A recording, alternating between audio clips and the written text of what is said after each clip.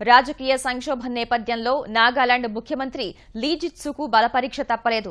విశ్వాస పరీక్షకు సిద్దమవ్వాలన్న గవర్నర్ ఆదేశాలపై నిలుపుదల చేయాలని ఆయన పెట్టుకున్న పిటిషన్ను గువాహటి హైకోర్టులోని కోహిమా బెంచ్ తోసిపుచ్చింది.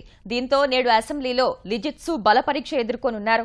నాగాలాండ్లోని రాజకీయ అస్థిరత నేపథ్యంలో మాజీ సీఎం టీఆర్ జెలియాంగ్ ఎదురు తిరిగారు. మొత్తం 47 మంది ఎమ్మెల్యేల్లో ఎక్కువ మంది తనకే మద్దతిస్తున్నారని, తనకు ప్రభుత్వం ఏర్పాటు చేసే అవకాశం ఇవ్వాలని గవర్నర్ లేఖ రాశారు. ఈ నేపథ్యంలో గవర్నర్ పీబీ ఆచార్య జులై 15 లోపు అసెంబ్లీలో బలం నిరూపించుకోవాలని లీజిత్సుకు సూచించారు. దీంతో సీఎం లీజిత్సు కోర్టును ఆశ్రయించగా గవర్నర్ ఆదేశాలపై లీజిత్సుకు ఊరట కల్పిస్తూ న్యాయస్థానం స్టే విధించింది.